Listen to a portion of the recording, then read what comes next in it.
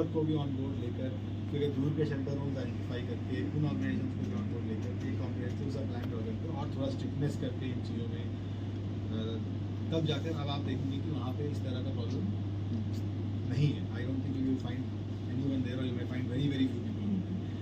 तो मतलब this kind of thing require a very comprehensive kind of solution. Because एक बार तो हम हटा देंगे, ठीक है आपने कंप्लेंट किया, हम एक बार हटा देते हैं उनको, बट फाइनली वो आ जाएंगे या कोई और आ जाएगा. Because this problem exist. We have to understand how society में इनइक्वालिटी है, सोसाइटी में आ गए. So they were taking certain further. They all the organizations which were indulging in litigation कि भाई आप इनको वहाँ से भगा रहे हैं, आप परेशान कर रहे हैं, उनको ऑन बोर्ड लिया गया. आप बताओ कि आपके हिसाब से इसका सोल्यूशन क्या है. This is cannot play. This is where so many people come. This is a place which is showcased as you know an important place in the country, a major market in the country, and there if you have people who are obviously sleeping on the road, that is bad for them. इसके लिए please कुछ traffic की problem भी आ जाती है. अखिल साहब, ये complaint आपकी केवल ट्यूसडे के लिए है कि रोज के लिए? Particular on Tuesday. Sir Tuesday ज्यादा होता है, वजह से वहाँ पर ट्रैफिक डिस्टर्ब हो जाता है ना. मैं उन्होंने कहा था कि कुछ 10 मिनट बाद विजिट कर लो, 2-4 ट्यूसडे आंदे रहोगे ठीक रहेगा.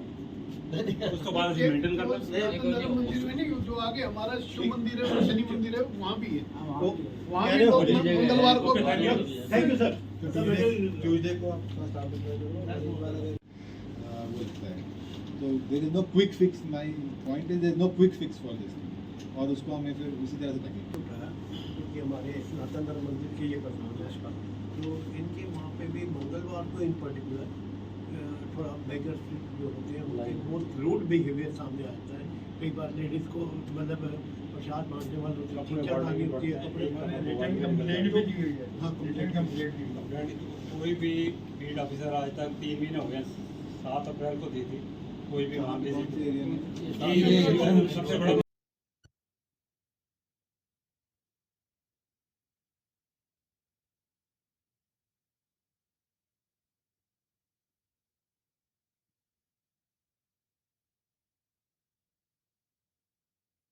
है ना? नहीं, वो फोटो देखिए.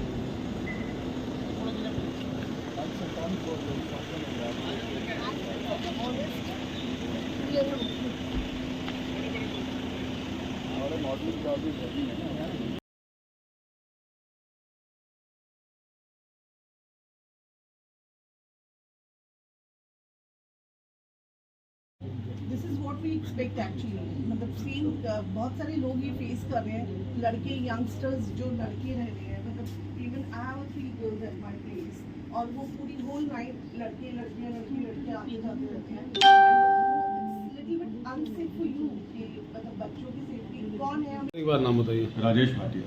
सर, जो आज से नए कानून में बदलाव किए गए, इसको लेकर के क्या कहेंगे? देखिए, ये मोदी सरकार ने जो तीसरे कार्यकाल में आज से 1 जुलाई से जो नए कानून लागू हो रहे हैं, इसकी मैं बहुत पूरी प्रशंसा करता हूँ. आज अंग्रेज़ों के समय के जो कानून चलते आ रहे थे वो हमारे देश में लागू थे. अब हर भारतीय को उसको अपने कानून में न्याय मिलेगा.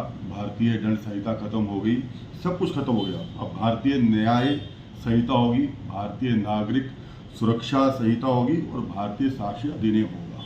सर, 18 साल के बच्चों को जो है अब श्रेणी में रखा गया है बच्चों की, उसको लेके क्या कहेंगे? इससे कहीं क्राइम में फर्क नहीं पड़ेगा? नहीं, देखिए, जो भी निर्णय लिए गए हैं बड़े सोच समझ लिए गए हैं. और सबसे बड़ा निर्णय जो महिलाओं के प्रति अपराधों को लेकर है, और समय पर उसको न्यायालय को जो निर्णय सुनाने हैं, कहते हैं कि अगर न्याय में देरी होती है तो न्याय नहीं होता.